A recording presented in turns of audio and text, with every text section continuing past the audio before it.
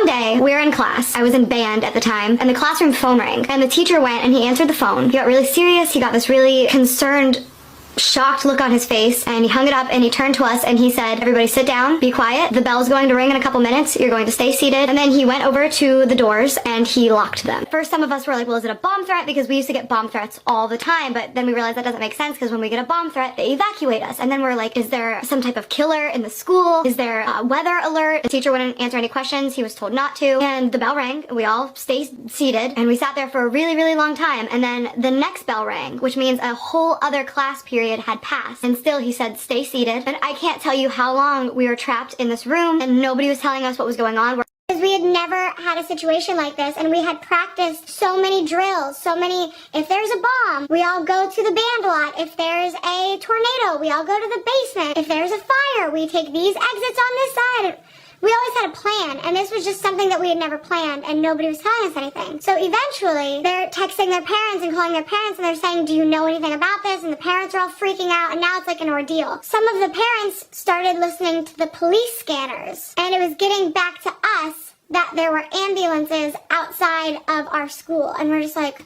And at this point, a lot of us are panicking because we think there's some type of shooter or something, because that makes sense. Like, okay, the doors are locked. They're telling us to be quiet. They're telling us not to move. They're telling us not to leave. There's ambulances outside. And finally, they just opened the doors and let us go. And they wouldn't tell us anything still. So we're just like, okay, we just sat in this classroom for like hours. There's ambulances outside of our school. And you're just gonna go to our next class. So you can probably tell by the title of this video what happened. A girl died in class during school hours. And here's the story on that. So earlier in that day, around like first, second period, somebody sold her a bunch of Oxycontins. She, during school, took all of them. She ended up going to her 7th period class at 3rd period, and she walked in and the teacher was like, "Honey, what are you doing here?" And she said, "Oh, I'm here for class." And the teacher was like, "You're not here until later, honey. It's only 3rd period." And I wasn't here for this, but supposedly when she walked away, she said to somebody else, "Oh, she's on something," or "She's drunk," or something. But it was obvious that she was on something. So she went a couple classes later and she put her head down on the desk. She was sleeping, and she was just kind of one of those students who, you know, showed up late and slept in class. Obviously didn't show a ton of interest in her. He